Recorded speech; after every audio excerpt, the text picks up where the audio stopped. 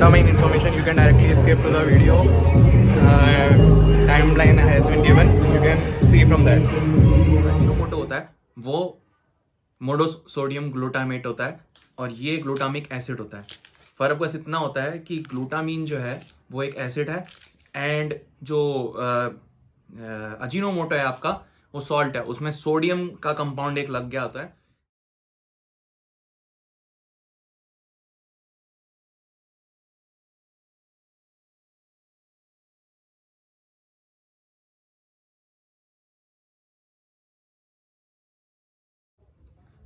आपका glutamic acid है और जो आपका अजीनोमोटो है, इन दोनों के जो सॉल्ट फॉर्मेशन है वो सेम है.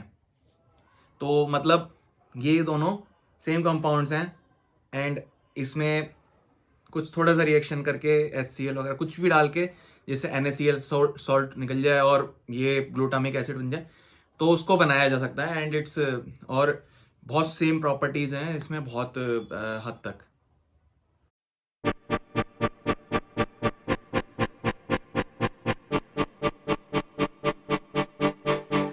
Morning guys, morning family. यार सुबह के 6:50 हो रहे हैं एंड आज रॉक्सी उठा ही नहीं है. आज संडे है, रॉक्सी संडे को संडे मना रहा है. ठीक है, तो आज मैं रॉक्सी को उठाता हूँ. और आज यार संडे को जिम भी बंद होता है, शाम को खुलता है, तो शाम को जिम जाएंगे. उठ जा.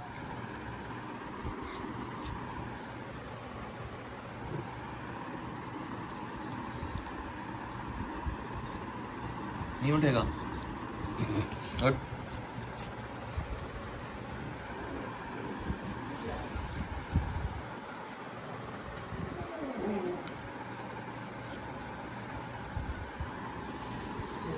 उठने का मन नहीं है इसका बिल्कुल भी.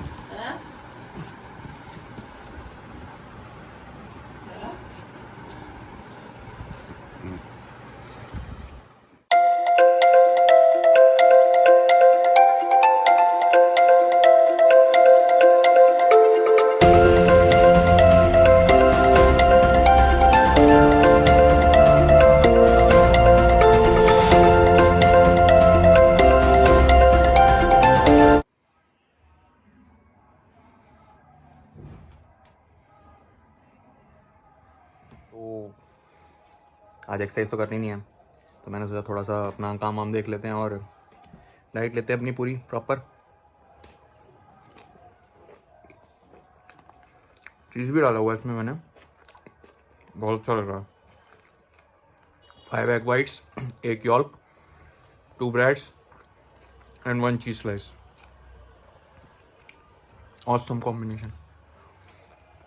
तो अब मैं ये खत्म करता हूँ, थोड़ी देर अपना काम देखता हूँ, रिसर्च जो भी कर रहा हूँ, उसके बाद करते हैं कुछ. अब मैं बताता हूँ आपको कि ग्लूटामिक एसिड जो ग्लूटामाइन होता है वो होता क्या है. बेसिकली एक लेमैन टर्म में ये मेरे को क्या क्या प्रोवाइड करता है, क्या क्या चीज़ें प्रोवाइड करता है, और एक साइंटिफिक फॉर्म में भी मेरी जो साइंटिफिक थिंग्स होंगी वो किसी भी ऐसे किसी भी गैर पेज से नहीं होंगी. वो जनरली होंगी गवर्नमेंट साइट से, जो आपकी रिसर्च जो भी करी हुई होती है, जैसे बड़ी बड़ी नेशनल लैबोरेटरीज हैं and all these research papers, उससे ही मैं आपकी जो भी रिसर्च लेता हूँ वो होंगी. So I will show you one site, उसमें आपको सब कुछ मिलेगा कि हाँ भाई किस तरीके से ग्लूटामिन वर्क कर रहा है. तो बेसिकली मैं बताता हूँ कि ग्लूटामिन एक लेमन टर्म में क्या वर्क करता है कि इट हेल्प्स इन स्लीप. तो ये एक ग्लूटामिन जो होता है एक नॉन इसेंशियल अमीनो एसिड होता है. जो नॉन इसेंशियल का मतलब जो हमारी बॉडी को इतनी ज़्यादा मतलब हमारी बॉडी खुद प्रोड्यूस कर सकती है and it is not required through our food. तो अगर हमें फूड के तौर पे नहीं चाहिए तो why should we take it. And these are the type of questions which arises and that's a very genuine question कि हमें नहीं लेना चाहिए जनरली अगर हमारे फूड के थ्रू मिल रहा है तो इसीलिए लोग स्टार्टिंग फेज में नहीं लेते हैं. ठीक है, अब जब उनको बहुत ज़्यादा साल करते हुए एक्सरसाइज हो जाता है कि जब दे हैव ग्रोन अप, तो तब उनको या फिर बहुत ज़्यादा ऐसे टाइम पे वर्क कर रहे होते हैं जब उनको फूड रिक्वायरमेंट्स उनका बहुत कम होता है, जब वो अच्छा सप्लीमेंटेशन अच्छा खाना नहीं खा पा रहे होते हैं, खुद अच्छे कैलोरीज नहीं ले पा रहे होते, जैसे कटिंग डाउन कर रहे होते हैं, वेट कम कर रहे होते हैं, तो उस टाइम पे उनको रात में नींद नहीं आती है, ठीक है, जो एथलीट्स होते हैं, क्योंकि अपना वेट कम कर रहे होते हैं तो उनको नींद नहीं आती है और उनको फटीग होती है, पेट में दिक्कत होती है, खाना क्योंकि ज़्यादा नहीं लिया होता है तो पेट की प्रॉब्लम्स। अच्छा, न्यूट्रिशनिस्ट और एक जो आपका डॉक्टर होता है उसमें यही अंतर होता है कि डॉक्टर जो होता है वो बाद के लिए जब आपको बीमारी हो जाती है तब उसके बाद में एक्ट करता है कि हाँ भाई अब आपको बीमारी हो गई, अब उसको सही कैसे करा जा सके। और लेकिन न्यूट्रिशनिस्ट और एथलीट्स क्या करते हैं कि they try to avoid these kind of things, कि मतलब जैसे एक इसका बेनिफिट ये भी होता है कि ये आपके स्टोमक की लाइनिंग को इंप्रूव करता है, वहां के सेल्स को इंप्रूव करता है, मेरे पेट के सेल्स को इंप्रूव करेगा, जिससे मेरी डाइजेशन इंप्रूव हो जाएगी, ठीक है। तो उससे मेरे को अल्सर्स वगैरह की प्रॉब्लम नहीं होगी, ठीक है। बहुत टाइम पे ऐसे प्रॉब्लम्स आती हैं कि जब आपको फूड आप बहुत कम खा रहे होते हैं और these fibres and all this kind of things, तो वहां पे आपको पेट में कंजेशन जैसी प्रॉब्लम स्टार्ट हो जाती है, कॉन्स्टिपेशन वगैरह। तो this glutamine helps in stress जो आपकी हो जाती है बहुत ज्यादा एक्सरसाइज करने की वजह से, उसमें भी हेल्प करता है रिलीव करने में, क्योंकि ये एक नॉन एसेंशियल अमीनो एसिड है तो हमारी बॉडी खुद ही प्रोड्यूस करती है। And research have shown that ये अगर 21 मिलीग्राम तक 21 ग्राम तक अगर लिया जाए तो कोई बॉडी में इफेक्ट नहीं करता। तो इसका एक स्कूप जनरली जो हम लेते हैं वो 5 ग्राम का लेते हैं, तो it's a very minimum amount. उसकी सेल्स की इम्यून पावर, हमारे शरीर की इम्यून पावर बढ़ाने में भी हेल्प करता है। तो रिसर्च आर गोइंग ऑन कि ये कैंसर सेल्स या कैंसर में भी इफेक्टिव है कि जब हम रेडियोथेरेपी देते हैं तो उसमें अगर ग्लूटामिन किसी को दिया जाए तो क्या उसमें सेल्स को, जो हमारे जो सही सेल्स है उसको बचाने में हेल्प कर सकेगा। And they have found yes, ये हेल्प कर सकेगा। So it's a very good product. And इसका ये प्रिकर्सर होता है आर्जिनिन वगैरह की सिंथेसिस में भी, वो मैं डिस्कस करूंगा आपको किसी और टॉपिक में, आर्जिनिन वगैरह जब समझाऊंगा। तो I was telling you about this site, ये PubChem ncbi.nhlm.nih.gov, ये वेबसाइट है, US FDA की है ये website. And it's very authentic website. तो ये national centre for biotechnology information की है ये लाइब्रेरी। तो यहाँ पे सारे रिसर्च पेपर वगैरह पब्लिश करे जाते हैं, बेसिकली उनका डेटा होता है इसमें। क्या नाम है, मैं स्टार्टिंग से नीचे से स्टार्ट करता हूँ, बहुत जल्दी जल्दी जो मैंने आपको समझाई है वैसे इतना सारा। तो बेसिकली मैंने ये पढ़ा है, आप you can go and I will provide you the link and you can read about it. तो जैसे जो मैं आपको चीज़ें जैसे बता रहा था कि ग्लूटामीन होता है वो हमारे बॉडी में, हमारे ब्लड में सबसे ज़्यादा फ्लो करने वाला एक अमीनो एसिड होता है, समझ रहे हो। तो ये सबसे ज़्यादा अबेंडेंट क्वांटिटी में पाया जाता है, ये सारे फूड्स में होता है, जैसे दूध में होता है, मटन, चिकन वगैरह वगैरह, जितनी भी आपका हरी वेजिटेबल्स जितनी भी होती हैं, कैरेट्स में, आपका गोभी में, और ये आपके क्या नाम है किसे क्या कहते हैं, पालक में, इन सब में होता है ये, ठीक है। तो जैसे स्प्रिंजर मैंने आपको बताया था एक पिछले उसमें, स्प्रिंजर रिसर्च पेपर हैं इसके ऊपर, जैसे इसके ऊपर जैसे कैंसर सेल के ऊपर मैंने जो आपको बात करी थी उसके ऊपर जो मैंने बताया था, इसके ऊपर ये इस पेपर को मैंने पढ़ के थोड़ा बहुत बताया था आपको।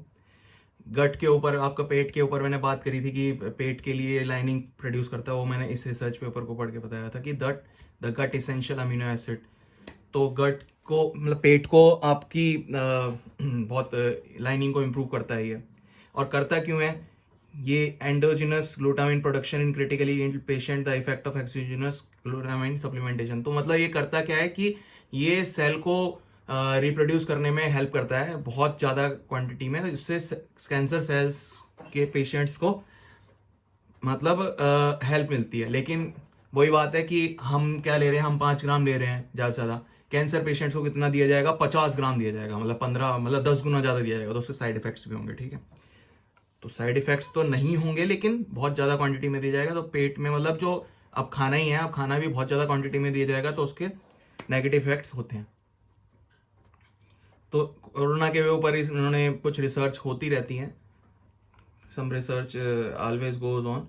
तो इसमें जैसे मैं बता रहा था कि किस किस चीज़ में कितना होता है, तो जैसे हम अगर कोई अच्छा खाना खा रहा है, अगर रोज का चिकन फिश वगैरह बीन्स वगैरह डेयरी प्रोडक्ट अगर ले रहा है, तो वो 5 से 6 ग्राम, मतलब 1 से 6 ग्राम ले रहा है वो अपने, तो इसीलिए उसको जरूरत नहीं है सप्लीमेंटेशन की, as I have told you कि इसकी जरूरत नहीं है इतनी।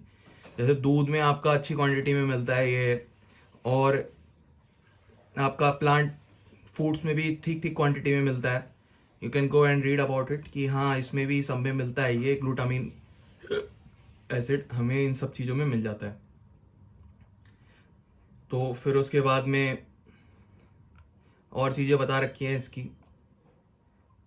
नॉन ह्यूमन टॉक्सिन है। तो टॉक्सिसिटी की समरी ये है यहाँ पे कि एल-ग्लूटामाइन का अगर 21 ग्राम तक अगर हम डेली सप्लीमेंटेशन लेते हैं तो हमारी बॉडी सब टॉलरेट कर सकती है, कोई दिक्कत नहीं आती है, ठीक है। तो जनरली एथलीट्स 2 से 4 ग्राम अगर लेते हैं तो कोई दिक्कत नहीं है, मतलब 21 ग्राम तक लेते हैं तो कोई दिक्कत नहीं होती है ना। तो क्या करता है ये, glutamine is a neutral amino acid which is used for rapidly dividing cells. तो मतलब सेल्स को बहुत ज़्यादा डिवाइड करने में हेल्प करता है। और ये सबस्ट्रेट ग्लूटाथायोनिन एक सब्सटेंस होता है। ग्लूटाथायोनिन क्या होता है कि ग्लूटाथायोनिन होता है एंटीऑक्सीडेंट। तो एक एंटीऑक्सीडेंट होता है, एंटीऑक्सीडेंट को प्रोड्यूस कराने में हेल्प करता है। ग्लूटाथायोनिन का लोग गोरो होने में भी बहुत यूज करते हैं, आजकल फिल्म इंडस्ट्री में बहुत ज़्यादा यूज होता है ग्लूटाथायोनिन। तो in normal metabolic rate glutamine is an amino acid synthesised. तो इसके बारे में यही बता रखा है कि किस तरीके से। और ये देखो यहाँ पे मैं जैसे बात कर रहा था कि अगर जो कैंसर पेशेंट्स वगैरह होते हैं उनको क्या दिया जाता है, 15 gram of oral supplementation was administered. तो मतलब इतनी हाई डोजेस में इनको फिर दिया जाता है। तो अगर इनको मतलब सेल डिवीजन या फिर इसमें हेल्प करवाने के लिए, तो उतनी ज़्यादा क्वांटिटी में तो नहीं लेते अपन लोग तो मतलब इसकी 1/10 क्वांटिटी लेते हैं अगर यूज़ करते भी हैं ये प्रोडक्ट। तो फिर उसके बाद में इसके बारे में और चीज़ें, यूएस एफडीए ने इसको अप्रूव कर रखा है, सब चीज़ें हैं। ये फूड सब्सटेंसेस में ही जब मिल रहा है तो इसमें फिर कोई वही नहीं था। जैसे ये बहुत सारे रिसर्च पेपर हैं इसके ऊपर कि इनका कहाँ कहाँ पे यूज़ हो रहा है।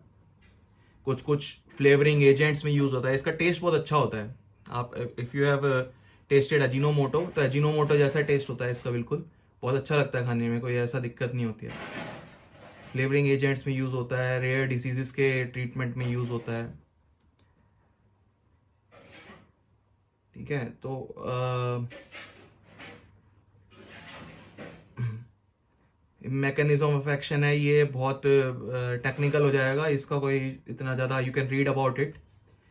And I have told you about arginine और सिट्रुलिन के प्रिकर्सर्स होते हैं, ये आप पढ़ सकते हैं, या फिर मैं किसी एक वीडियो में आप बोलोगे तो आपको बताऊंगा इसको पूरा मेटाबॉलिज्म सिंथेसिस इसकी किस तरीके से होती है।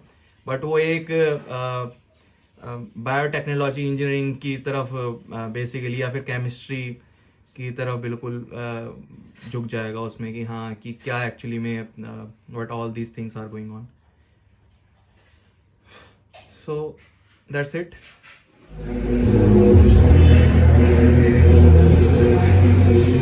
Gym time baby, gym time cardio करेंगे यार, आधे घंटे कार्डियो करेंगे आज संडे को।